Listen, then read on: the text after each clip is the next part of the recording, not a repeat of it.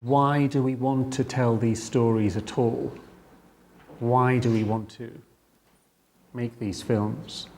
It seems to me that it's the same answer as why the prehistoric men were sitting in their cave talking about their day's hunting, and in mythical stories from the past, why people were passing on verbal stories to each other, the oral tradition of storytelling. We tell these stories to try to make sense of the chaos of the world, because the world is chaotic.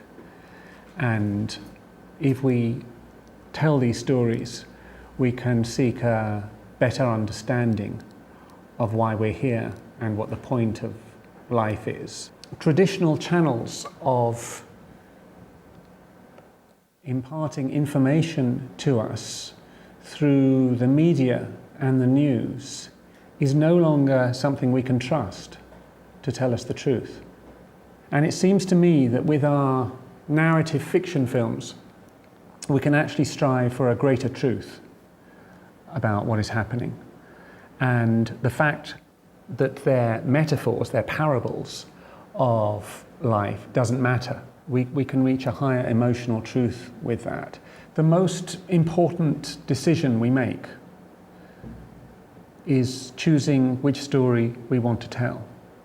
At the end of the day, it has to be our gut instinct, it has to be our passion that helps us to try and choose what that story is.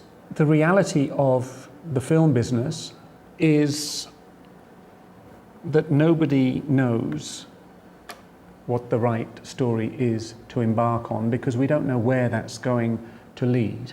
And that is the same for us in this room as it is for the multi-millionaire studio bosses in Hollywood. As writers and directors, we want to choose those projects that we feel here in our heart.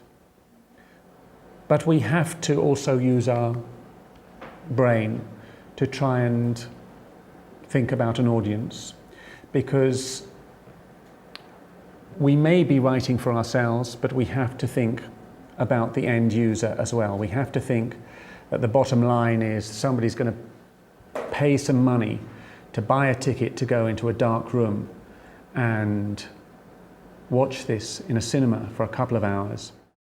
Before the contemporary era, where we have screens all over the place and TVs and smartphones, and we are invaded by screens that tell us things all the time. But before that, meaning for centuries and more than that, for